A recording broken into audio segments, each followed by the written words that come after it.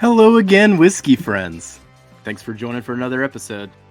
So today I have a topic that I want to discuss about single barrels, because that is one of the number one questions I get when I am talking to people that are just getting into bourbon, that are just starting to navigate the store shelves. They don't understand necessarily the concept of a single barrel and the single barrel that's on a shelf versus the single barrel that's on the list of picks over here on some stores, or what are all these stickers behind me and why do I have all these stickers on these bottles. It's a concept that I got to kind of walk people through. So I thought that would be a good video for us to discuss here today. And regardless of where you are on your bourbon journey, I'm curious to see where you fall in the continuum that I'm about to discuss, but also what are your thoughts on this and where do you think it's going to go from here? So thanks for joining, everybody. Let's kick off the show.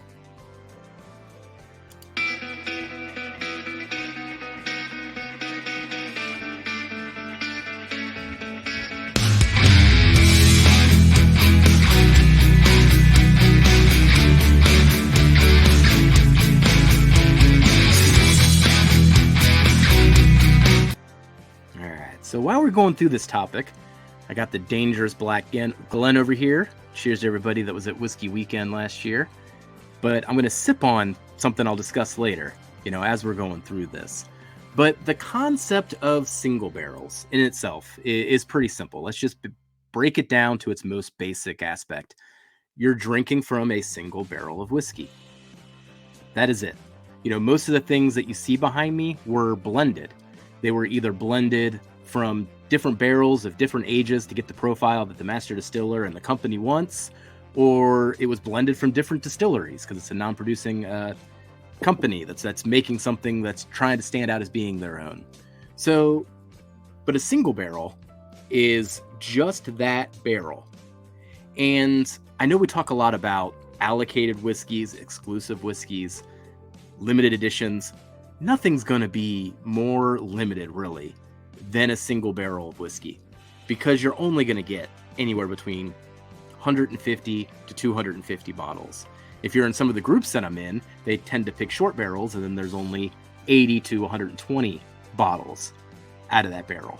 And that's all there is. It's going to taste like that in existence. Once you taste it, once you drink it, it's gone. That's it. So if anyone's hunting, allocated whiskeys for the exclusivity of it, can't get more exclusive than a single barrel. But some single barrels are just labeled that way and they're on the shelf with all of the other products. So take a Russell's Reserve as an example.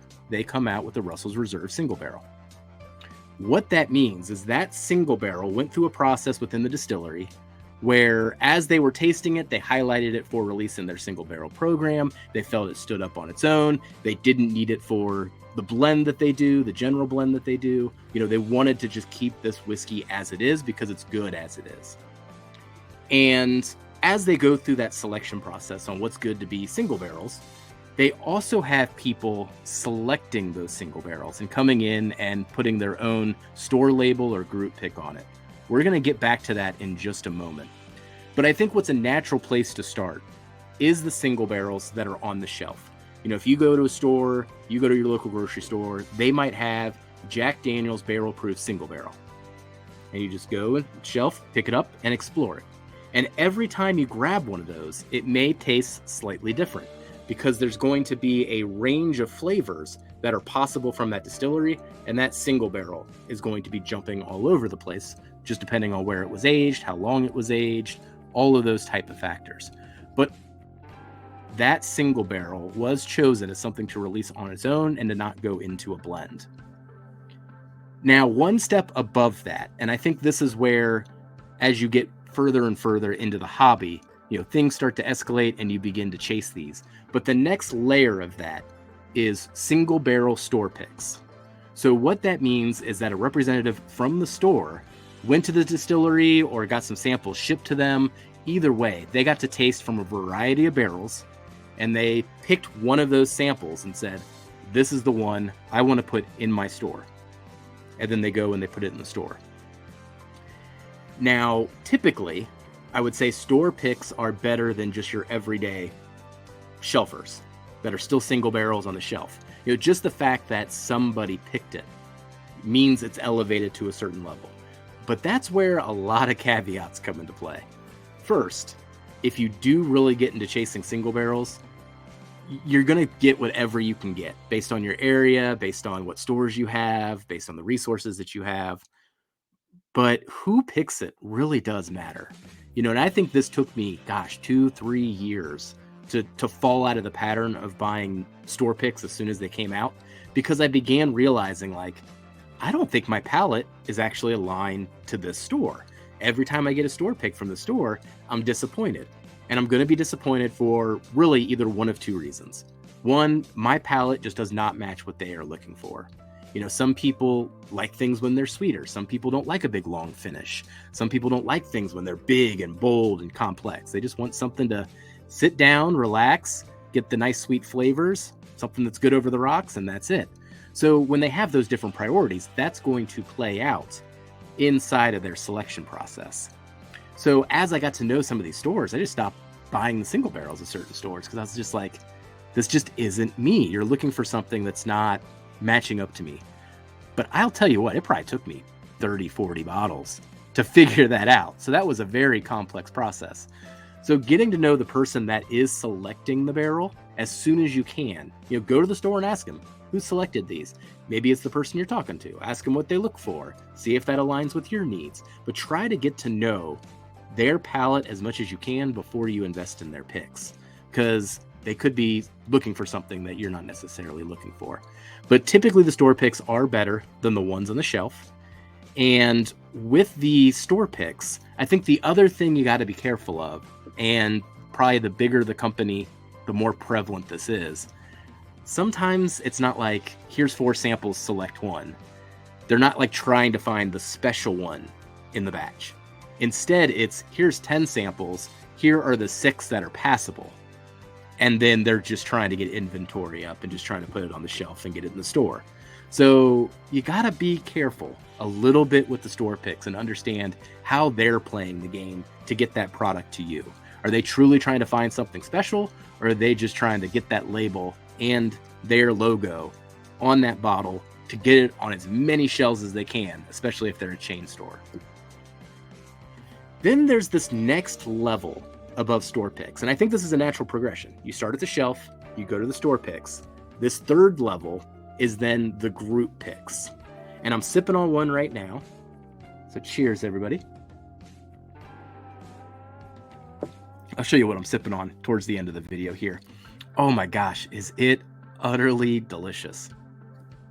But with the group picks, and this is usually where the stickers come into play, you have private groups, and there are just so many of them all around the country right now.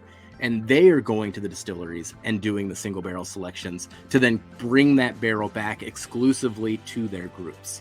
So you're going to have to find a local group or a national group that you can get into, and then figure out how they're playing the system. Is it Patreon that it's needed to be in the group? Is it just a Facebook group? And what are the tiers, or what's the process going to be? Is it just going to be a random Facebook post to fill out a form? Is it going to be the higher tier people get first priority? Everybody's got kind of a system to these different groups. But ultimately, when you do see all of these stickers, some stores do it, but it's really driven by the groups. And I think what's really nice about the group dynamic, and this is where I elevate them typically above the stores, when it comes to the group picks, I do typically know the people that are picking the barrel that I am going for in that group. I know them, I've seen them over time, I've interacted with them either on Facebook or even in person, and I know their palates. I know what they're looking for. I know we're on the same page.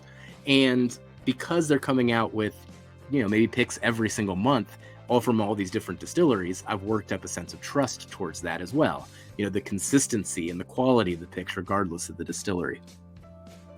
But with the group picks, I think that makes those even more special.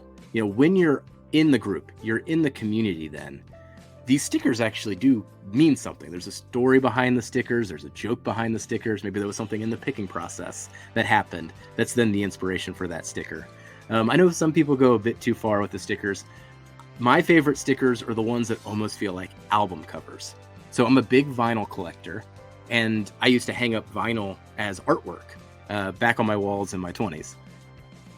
this is no different to me when it comes to these stickers. They're just beautiful albums that commemorate that particular barrel.